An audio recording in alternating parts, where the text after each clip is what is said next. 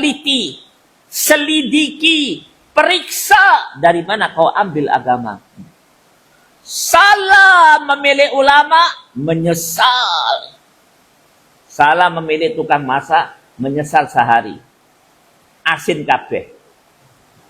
Salah memilih tukang cukur, menyesal sepekan, botak. Salah memilih istri, menyesal 1 bulan. Dikira soleha, ternyata salah.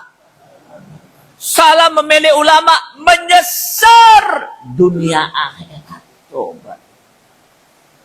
Kenapa? Karena Rasulullah pernah mengatakan ada abdu'at ila abwabi jahannam, ada juga abdu'at ila abwabil jannah. Ada dai, ulama, ustadz kalau diikuti bawa kita ke neraka.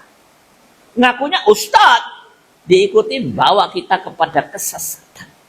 Ada juga ustadz kalau kita ikuti bawa kita ke jannah.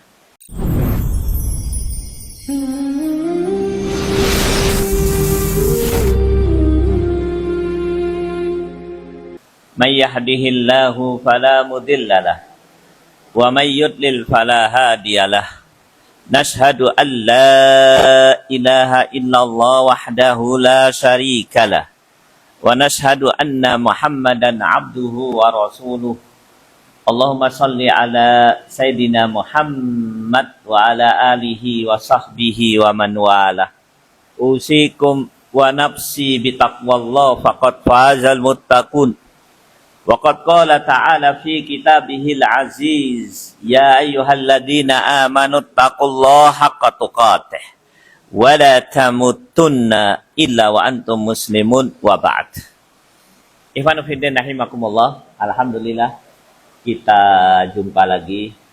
Mari kita berdoa kepada Allah Subhanahu wa taala, semoga perjumpaan ini memberikan manfaat bagi diri kita, keluarga kita, anak istri kita, orang tua kita, guru kita, kaum muslimin fid dunya wal akhirah. Selanjutnya kami wasiatkan buat diri kami juga buat semuanya, marilah kita tingkatkan takwa kepada Allah Subhanahu wa taala. Mari kita lanjutkan. Banyak maaf ini cara pengajian seperti ini kurang bagus. Mari maju. Kalau Anda serius, ya, kecuali yang sakit-sakit silakan. Mari. Mereka di zaman dulu itu naik kuda berhari-hari untuk pengajian. Nah. Maju dikit. Kenapa Anda di belakang? Kenapa nggak di depan? Nah.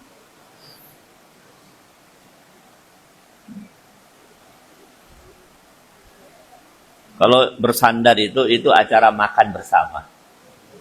Ini acara pengajian. Gitu saya. Nah.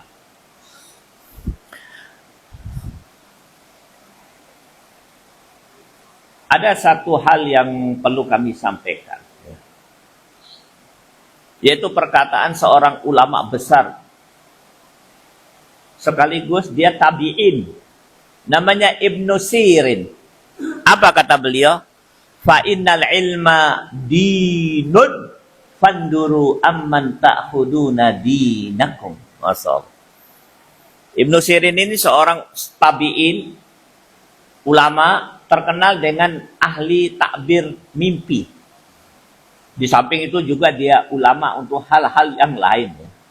Di dalam salah satu perkataannya yang terkenal, beliau mengatakan fa innal ilma dinun fanduru amman ta'khuduna dinakum. Sesungguhnya ilmu itu agama. Ilmu agama. Karena agama atau din itu gabungan daripada ilmu. Ilmu sama dengan din, agama. Ilmu memberikan wawasan yang benar kepada kita. Dan itulah agama atau din. Kalau ilmunya benar, wawasan keagamannya benar, dinnya benar, agamanya benar. Tapi kalau ilmunya bermasalah, wawasannya, persepsinya bermasalah, agamanya juga bermasalah. Fanduru amman ta'khuduna dinakum. Maka teliti, selidiki, periksa dari mana kau ambil agama. Salah memilih ulama, menyesal. Salah memilih tukang masak, menyesal sehari. Asin kabeh. Salah memilih tukang cukur, menyesal sepekan, botak. Salah memilih istri, menyesal 1 bulan. Dikira soleha, ternyata salah. Salah memilih ulama, menyesal dunia akhirat. Coba. Kenapa? Karena Rasulullah pernah mengatakan ada abdu'at ila abwabi jahannam, ada juga abdu'at ila abwabil jannah. Ada dai, ulama, ustadz kalau diikuti bawa kita ke neraka. Ngakunya ustadz, diikuti bawa kita kepada kesesatan. Ada juga ustadz kalau kita ikuti bawa kita ke jannah. Maka kau harus teliti. Dan perkataan beliau di masa lalu menjadi relevan, tepat di masa sekarang. Karena hari ini kita hidup di antara orang-orang yang benar dan orang-orang yang sesat. Orang-orang yang membawa ke jalan yang lurus dan orang-orang yang membawa ke jalan yang sesat.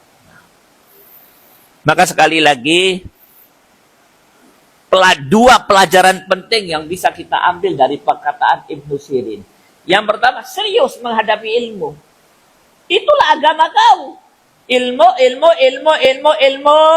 sama dengan agama. Serius. Makanya saya selalu menyampaikan kepada Anda. Seorang ulama pernah mengatakan di dalam salah satu perkataannya, dan banyak perkataan seperti ini, beda-beda pengucapannya, supaya kalian mendapatkan ilmu, mencapai ilmu dengan benar, lakukan 5 hal di hadapan ilmu. 1, al-istima', mendengar. Tanpa mendengar, kalian tidak akan pernah bisa mendapatkan ilmu. Tanpa mendengar tidak bisa. Apa kata Umar Ibn Khattab? Fassama aslul iman alladhi bana alaih. Ada juga yang mengatakan, ini berkata Ibnu Taimiyah, mendengar itu adalah dasar daripada keimanan. Di atas mendengar itulah keimanan dibangun. Awalnya mendengar. Tanpa mendengar, tidak akan pernah bisa dapat ilmu. Nih saya ambil satu contoh, Umar Ibn Khattab. Awalnya musuh Islam nomor 1. Menjadi pahlawan Islam nomor 1. Loh, pertama di titik ekstremitas. Ekstrem kiri, musuh Islam bisa berubah menjadi di titik ekstremitas kanan. Ekstrem kanan. Menjadi pahlawan Islam nomor 1. Lewat apa? Proses awalnya al-istima', mendengar. Walaupun awalnya mendengarnya nggak sengaja. Nggak sengaja loh Ibu. Bayangkan kalau sengaja. Dia mendengar waktu dia marah mengejar adiknya yang masuk Islam. Di situ dia mendengar beberapa ayat Quran. Berubah dia. Kemudian yang kedua, diam memperhatikan. Tidak semua orang yang mendengar itu memperhatikan. Ada yang mendengar tapi pikirannya pasar kelewer, sate kliwon. Dia memperhatikan. Yang ketiga, banyak maaf. Ini kami selalu lakukan. Teman-teman saya yang dai-dai selalu melakukan. Tapi sayang, banyak juga yang tidak melakukan. Apa itu? Mencatat dan menghafalkan apa yang didengar. Catat. Ustadz, berarti di kantong kami ada notes dan bolpen. 6. Yang keempat adalah, ini diamalkan oleh Hasan Basri. Hasan Basri itu kepergok di pasar, buka catatan. Ditanya oleh muridnya, Syekh, Mada ta'mal, apa yang kau kerjakan? Saya buka catatan. Apa itu? Catatan pengajian saya kemarin. Atau catatan saya membaca buku, tak catat. Terus saya baca-baca, saya ulang, saya hafalkan. Kemudian yang keempat diamalkan. Selanjutnya disampaikan kepada yang lain. Iman fiddin rahimakumullah. Ini penting. Penting. Hari ini dilupakan oleh kebanyakan kaum muslimin. Al-barnamis al-yaumiyah al-muhimma inda sahaba. kata ahli sejarah. Program hidup yang paling penting yang selalu dilakukan oleh para sahabat adalah belajar. Termasuk belajar Al-Quran, belajar ulumuddin. Sekaligus saya sampaikan perintah Allah yang paling banyak ditinggalkan hari ini di zaman modern, talabul ilmu, menuntut ilmu, termasuk baca Quran. Jadi kesenjangan yang amat sangat jauh. Maka ikhwan fillah rahimakumullah, mungkin itu sebagai mukaddimah, ya. Maka selanjutnya sinau tenanan. Jadi jangan tersinggung kalau saya bilang maju. Kalau yang pemuda-pemuda tidak maju, awas kan. Saya sudah jauh-jauh dari rumah ke sini. Setengah jam, inti maju. Setengah meter aja tak gibeng kok. Tenanan kita. Ya saya. Belajar kita. Sungguh-sungguh. Nah, mungkin itu saja sebagai mukadimah. Selanjutnya, kita akan lanjutkan materi al-istiqamah. Ya. Kemarin kita sudah membahas al-istiqamah. Kalimatnya singkat, satu kata tok. Tetapi istiqomah ini seluruh amalan yang kita lakukan setelah kita bersahadat. Ya istiqomah. Cuma disingkat oleh Allah dengan satu kata tok. Maka benarlah Allah Subhanahu wa taala berfirman di dalam ayatnya, yaitu di dalam surat Fussilat ayat 30. Apa kata Allah? Innal ladina qalu rabbunallah summa istaqamu tatanazzalu alaihimul malaikatu alla takhafu wa la tahzanu wa abshiru bil jannati allati kuntum tu'adun. Loh, tenanan loh ayat ini. Barang siapa yang melakukan dua pekerjaan, maka malaikat akan datang kepada dia. Ulama beda pendapat. Ada yang mengatakan datangnya malaikat fi sakaratil maut. Ada juga yang mengatakan datangnya fil kubur, di kuburan. Ada juga yang mengatakan datangnya malaikat fi yaumi yub'atsun, datang. Atau datang pada ketiga tempat itu. Tapi pasti datang. Untuk apa? Untuk melakukan 3 aktivitas. Kepada siapa? Kepada si fulan itu. Apakah dia waktu sakaratul maut, di alam kubur, atau di hari kebangkitan? Apa aktivitasnya? Hanya membawa bisikan, tapi bisikan istimewa karena dari Allah Subhanahu wa taala. Bisikan yang pertama, la takhaf. Ojo wedi. Istimewa, lo bisikan ini. Kenapa istimewa? Manusia berada di puncak rasa takut, coba lihat. Tiba-tiba malaikat datang, seret. Ojo wedi. Malaikat di puncak rasa takut. Inna zalzalatas sa'ati syai'un 'adzim, kata Allah. Di dalam surat Al-Hajj ayat 1, 2, 3. Ayat 1 dan 2.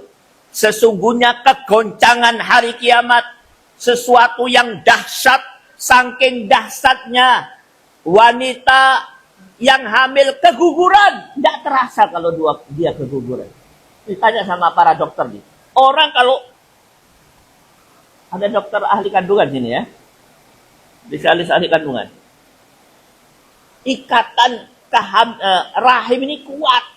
Naik kereta api kuat, goyang-goyang tidak apa-apa, naik pesawat. Tapi hari itu saking wedi orang-orang keguguran. Wanita yang menyusui anaknya, lupa anaknya. Anaknya keleleran di mana-mana. Pernah nggak dengar berita? Ditemukan bayi di Alfamart. Ada nggak? Ada. HP hilang ya, dompet hilang ya, tapi bayi enggak. Kenapa? Karena perhatian seorang ibu kepada anaknya super istimewa. Tapi hari kiamat, karena goncangannya membuat orang takut, bayi keleleran. Dan manusia mabuk. Tahu-tahu datang, ojo wedi. Loh, Pak, wallahi, ini yang kita tunggu nanti. Kemudian bisikan yang kedua, jangan wala tahzan, jangan sedih. Jangan susah. Ojo susah. Kenapa? Karena manusia di puncak kesusahannya. Selanjutnya, wa absiru bil jannatil ladzi kuntum. Semua manusia antri.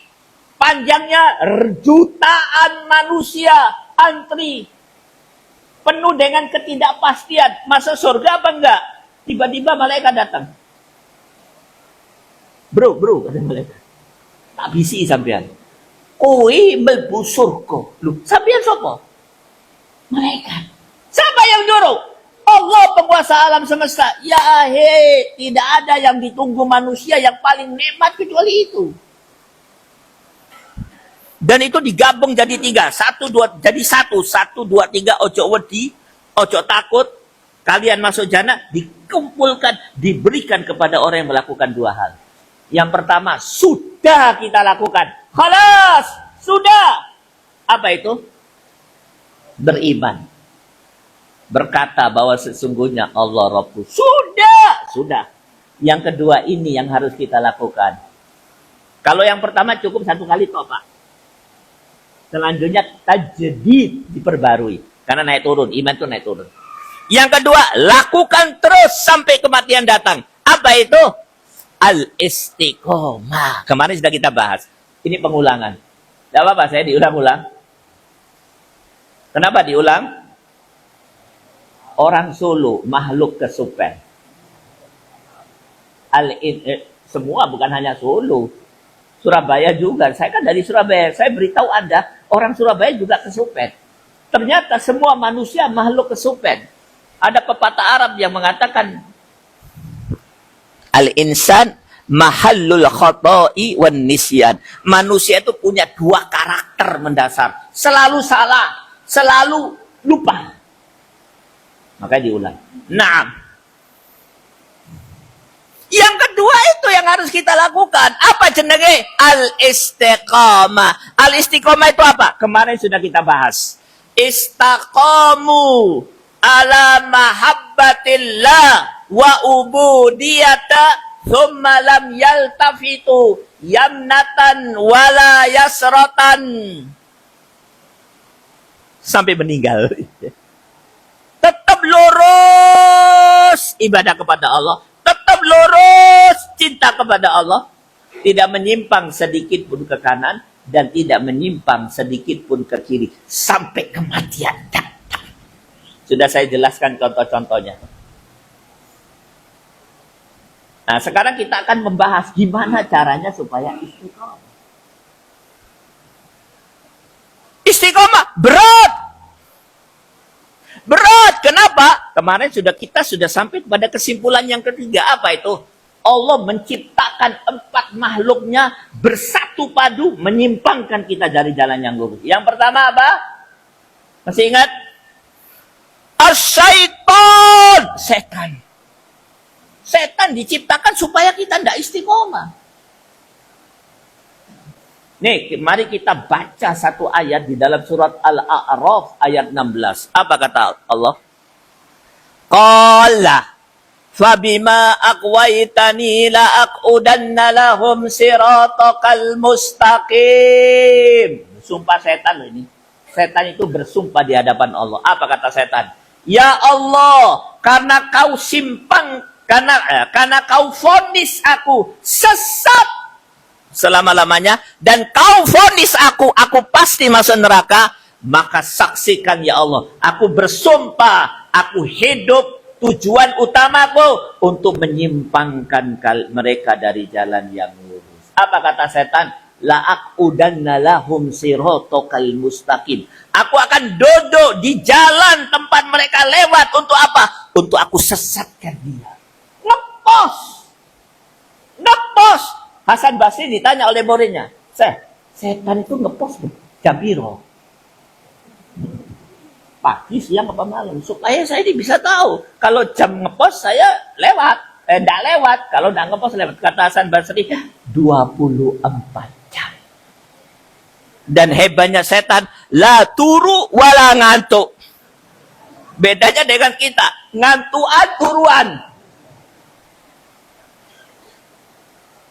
Ngepos. Loh, serius loh ini. La'aqudanna lahum siratakal mustaqim. Begitu Inginnya Allah kita memahami ini sampai Allah membuat satu gambaran. Menyesatkan itu bahkan gak jelas, abstrak. Dodok ngepost untuk menyesatkan kalian. Yang kedua, ad-dunya. Dunia, Pak. Ya, hati-hati dengan dunia. Nanti kita bahas di waktu yang akan datang. Yang ketiga,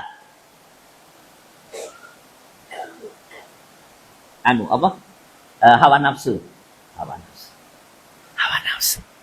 Hawa nafsu itu kalau tidak diimbangi oleh ayat Quran kebenaran, dia akan membawa kita ke neraka. Tapi kalau nafsu itu diarahkan ke jalan yang lurus, dia akan mendorong kita untuk belajar, untuk tunduk kepada Allah dan Rasulnya. Yang keempat, yang keempat ini banyak di antara kita tidak menyadari. Siapa makhluk yang menyesatkan kita? Mari kita dengarkan Allah berfirman. Surat surat 6, Al-An'am ayat 116. Fala wa in tuti aksara man fil yudilluka an sabilillah. Jika kau taati kebanyakan manusia, pasti kebanyakan manusia membawa kau ke jalan yang sesat. Terus hati-hati terhadap manusia. Kau harus tahu, dia dibawa ke jalan yang lurus apa tidak. Karakter kebanyakan manusia membawa ke jalan yang sesat.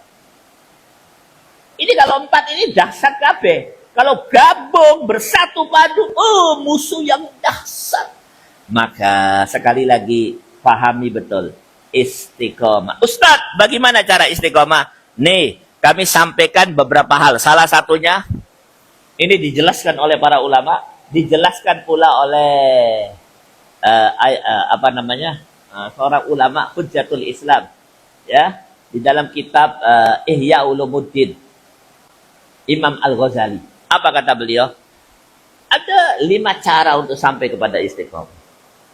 Yang pertama, yang paling mendasar, Anda siapkan waktu Anda untuk selalu ingat. Makin ingat, makin bagus. Ingat apa? Ingat satu peristiwa besar yang pernah terjadi dalam kehidupan Anda. Peristiwa apa itu? Surat Al-A'raf 172. Dan dia bawa Quran. Allah berfirman. Ini saya minta satu orang baca artinya. Saya baca ayatnya, ya. Wa id akhadha rabbuka min bani Adam min durriyatahum. Wa id akhadha rabbuka min bani Adam min duhurihim durriyatahum wa ashhadahum ala anfusihim alastu bi rabbikum qalu bala syahidna. Ada yang bawa terjemahan? Ajib. Jamaah Nur Miron, ada yang bawa Quran, hafid kabeh. Allah. Antum baca yang keras. Itu harus siap baca Quran kalau ada pengajian, ya, dan yang keras.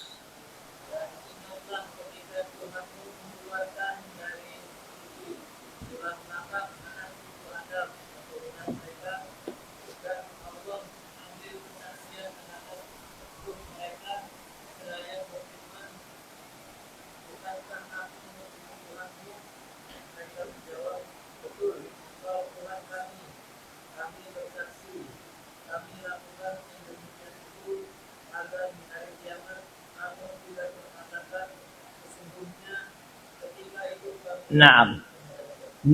Nih dengarkan Pak. Penting ini. Ini peristiwa besar. Tapi anehnya dilupakan oleh kebanyakan kaum muslimin kecuali mereka yang mendapat rahmat Allah. Peristiwa apa itu? Ternyata dulu di alam rahim ada peristiwa besar yang terjadi pada diri kita. Apa itu? Kita berjanji di hadapan Allah. Pada saat itu Allah mengatakan di alam rahim semua manusia, semua, alastu bi rabbikum. Allah berkata kepada kita, kau, bukankah aku ini Rabbku? Kita semua menjawab, bala syahidna. Bukankah aku ini Rabbku? Rob itu artinya banyak. 5 diantaranya. Aku yang menciptakan kau. Aku yang mengurus, mudabbir, mengurus alam semesta. Aku Ar-Razzaq yang memberi rezeki kau sejak kau lahir sampai mati. Muhyi yang menghidupkan kau, yang mematikan kau, dan lain-lain. Qalu bala. Jawaban kita ini bala, bukan nge, bukan na'am. Bala. Bala itu lebih dahsyat dari na'am. Ya, benar.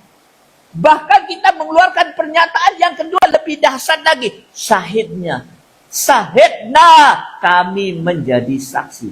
Bukan sekedar membenarkan. Tapi kami siap menjadi saksi kepada semua manusia. Benar ada kejadian itu? Benar. Kapan? Di alam rahim. Ustadz, banyak maaf. Aku kok nggak tahu. Nggak pernah ingat. Nih, saya tanya sama. Nah, ini. Pak, saya tanya enggak Bapak ya. Umurnya sudah berapa, Pak? 73. Waktu acara pernikahan, Bapak, yang diundang berapa orang? Nasinya nasi apa? Soto apa rawon? Yang ngasih sambutan siapa? Lupa kan? Acara pernikahan paling 30-40 tahun yang lalu kan? Atau 50 tahun yang lalu. Baru 50 tahun yang lalu. Lupa. Nih, saya tanya anak muda. Umur piro antum? 36. 36. Waktu kau SD, diantar bapakmu naik sepeda motor lewat jalan apa? Rapot yang pertama kali, merahnya berapa, angkanya berapa? Tahu nggak? Lali. Padahal baru SD. SD 10 tahun yang lalu. Atau 20 tahun yang lalu. Yang baru-baru aja lupa. Bayangkan dulu di alam roh. Kita semua lupa. Kan sudah saya katakan tadi kaidah. Peribahasa Arab. Al-insan mahalul khoto'i wal nisyan. Manusia ini karakter utamanya lali. Gua baru seminggu yang lalu lali kok. Apalagi kalau punya utang. Ada peristiwa itu. Nah, Islam, para ulama mengatakan cara efektif supaya kita tetap istiqomah, diingat itu. Oh, dulu aku pernah janji. Bahkan menurut ulama, Al-Quran datang di hadapan kita. Kita baca Al-Quran, kita baca hadis Nabi, sebenarnya apa? Untuk mengingatkan kita. Loh, dulu aku sudah janji sama Allah. Janji tenanan. Dengan penguasa alam semesta. Janjinya janji akidah. Bukan sekedar akidah. Akidah yang paling utama. Rabbu alastu bi Rabbi.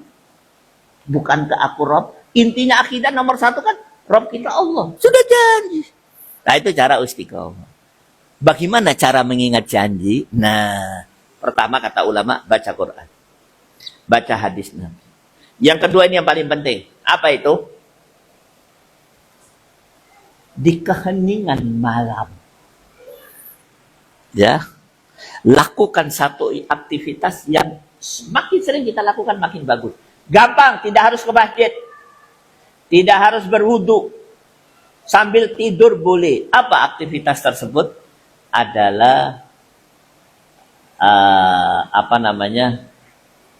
bahasa Arabnya? Aktivitas tersebut namanya adalah jadi lupa. Nah, ini saya ingin menunjukkan kepada Anda bahwa manusia ini karakter utamanya lupa. Terus tak hafal kok. Sudah saya hafalkan lupa ya. Nah, aktivitas itu namanya adalah muhasabatun nafas. Muhasabatun nafas. Muhasabatun nafas itu kita mengingat. Ya. Menghitung diri. Kita sambil melihat. Ya. Muhasabatun nafas itu tujuannya 2. Yang pertama, al-itla ala uyubi nafsiha. Berusaha untuk mengetahui aib diri. Jangan-jangan kita lupa melakukan ketaatan kepada Allah. Lupa melakukan ketaatan kepada Rasul. Lupa perjanjian kita dengan Allah. Banyak maaf saya. Perjanjian dengan manusia saja kalau kita lupa, manusia itu akan marah. Ya, perjanjian dengan negara kita lupa, negara akan marah. Perjanjian dengan bapak ibu kita lupa, bapak ibu akan marah. Perjanjian dengan istri kita lupa, istri akan marah atau suami marah. Perjanjian dengan Allah, Allah marah. Tapi karena rahmat Allah besar, Allah tidak marah kepada kita. Karena rahmatnya lebih luas daripada kemarahannya. Lebih luas daripada dosa kita. Ingat. Kemudian yang ketiga, muhasabatun nafs itu tujuannya yu'rafu bidzalika haqqullah. Kita tahu hak-hak Allah yang harus kita penuhi. Maka di samping baca Al-Quran, muhasabatun nafs. Ikhwan fiddin rahimakumullah. Itulah yang harus kita lakukan, ya. Dan kalau kita selalu melakukan itu, kita akan tahu karakter kehidupan ini sebenarnya dua, Pak.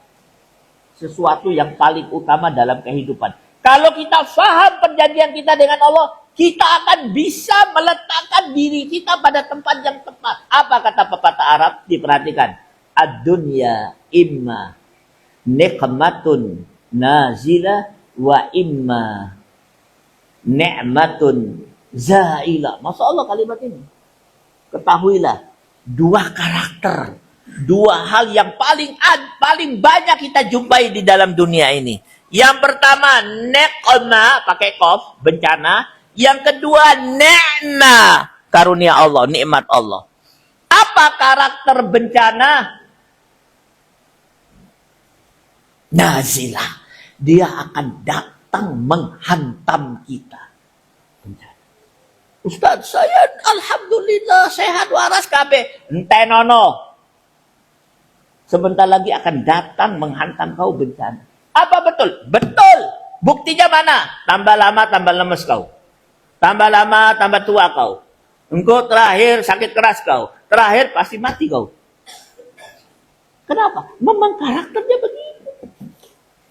Yang kedua, nikmat, karakternya apa nikmat? Zailah. Pasti hilang dari dirimu. Ustadz, alhamdulillah aku soge, enak sekali, bisa sholat ke Nurmira, duduk tenang, gak ada pengajian, dikasih soto lagi. Nikmat, Masya Allah, istriku soleha, sebentar. Anakku bagus semua, sebentar. Nikmat Allah itu, ketahuilah karakter nikmat Allah cepat ataupun lambat, sedikit atau banyak akan hilang dari dirimu. Betul, betul. Paham ya? Orang yang istiqomah, dia akan bisa menempatkan dirinya pada tempat yang tepat. Menghadapi bencana, sabar, sabar, siap menerima. Menghadapi nikmat Allah, alhamdulillah, syukur, berbagi kepada yang lain, dihitung nikmat itu, menambah syukurnya kepada Allah Subhanahu wa Ta'ala. Masih ada waktu ya? Suara adzan belum? Nih, saya akan ceritakan satu kisah betapa hebatnya seseorang meletakkan dirinya. Ini contoh orang yang hebat meletakkan dirinya di hadapan bencana. Biasanya di hadapan bencana banyak kaum muslimin KU. Kecuali mereka yang mendapat rahmat Allah. Siapa dia? Namanya ulama besar. Namanya Muttarrif bin Abdillah. Apa kehebatannya? Beliau itu anaknya 20 orang. Lebih. Yang memang istrinya banyak. Salah satu anaknya yang paling soleh meninggal. Yang paling dia cintai. Meninggal, dikubur. Setelah dikubur, teman-temannya takziah ke rumahnya. Waktu takziah, dia masuk kamar si siapa namanya? Muttarrif bin Abdillah masuk kamar, dia pakai baju yang paling api. Sarungnya sarung Solo, Allah, minyak wangi yang zen, dia keluar ke kamarnya. Semua temannya marah memandang dia. Dia heran, loh, acik, anakku meninggal kok mereka wajahnya nggak enak. Maka dia bertanya, kenapa kau matamu nggak enak, mukamu nggak enak, kok kecut begitu? Salah satu dari kawannya angkat tangan, kau ini manusia macam apa? Anakmu barusan meninggal, kau kok pakai baju kayak mau kondangan? Batik yang paling larang dipakai bisa. Kenapa kau ini? Oh, kata Muttarrif, jadi kau memandang aku seperti itu hanya karena Anakku pakai baju baru. Naam, kuburan anakmu belum kering. Kau pakai baju kayak begitu. Oh, apa kata Mutarif? Kata-katanya terukir di dalam sejarah. Apa kata beliau? Wallahi,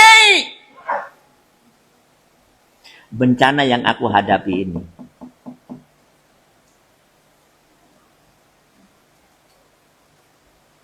karena bencana ini Allah memberikan kepadaku 3 hal.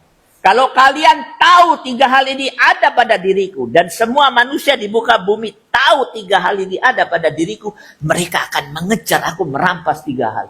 3 hal itu apa? Rahmat Allah, pengampunan Allah, hidayah Allah. Kemudian dia baca ayat. Nanti dibaca di rumah. Ayat ini menjelaskan ini, yaitu surat Al-Baqarah 150, 155, 156, 157. Saya baca kalimat yang terakhir. Coba kau cek betul gak? Ulaika alaihim salawatum min rabbihim wa rahmah wa ulaika humul muhtadun. Siapapun yang mendapat bencana, apapun bentuk bencana tersebut, kematian, kecelakaan, apapun bentuknya, husnudzon kepada Allah, kemudian dia mengucapkan innalillahi wa inna ilaihi raji'un. Yang penting husnudzon. Innalillahi nomor 2. Karena ada orang innalillahi, pokoknya innalillahi, wah aku enggak ridho, enggak boleh. Husnudzon kepada Allah, beranggapan bahwa apa yang didapatkan itu yang terbaik dari Allah, maka dia akan mendapatkan 3 hal. Betul. Ulaika alaihim salawat. Ya, pengampunan dari Allah. Betul. 157 betul. Makanya buka Quran jangan pakai HP, Lu pakai aktivis muslim buka Quran harus lebih cepat dari buka dompet. Ya, bawa Quran. Betul. Yang kedua, rahmat Allah, kasih sayang Allah. Yang ketiga adalah hidayah Allah. Apa kata Mutarif? Jangankan anakku mati 1, meninggal 1, meninggal kabeh, tidak apa-apa. Yang penting aku mendapatkan 3 hal. Maka Iwan Fidin rahimahullah, ini contoh orang bisa menempatkan dirinya pada tempat yang tepat menghadapi bencana. Begitu juga menghadapi nikmat. Mungkin itu saja yang bisa saya sampaikan. Kesimpulannya 1. Apa itu? Cara efektif supaya kita bisa istiqomah, ingat janji kita terhadap Allah Subhanahu wa Ta'ala. Maka kita akan kuat menghadapi segala-galanya dengan izin Allah. Termasuk siap menerima bencana dan bersyukur menghadapi nikmat Allah Subhanahu wa Ta'ala. Mungkin itu saja. Kita tidak bisa berdoa karena sudah habis ya. Berdoa sendiri nanti. Karena sudah nutup waktunya, sudah adzan. Wabillahi taufiq wal hidayah. Assalamualaikum warahmatullahi wabarakatuh.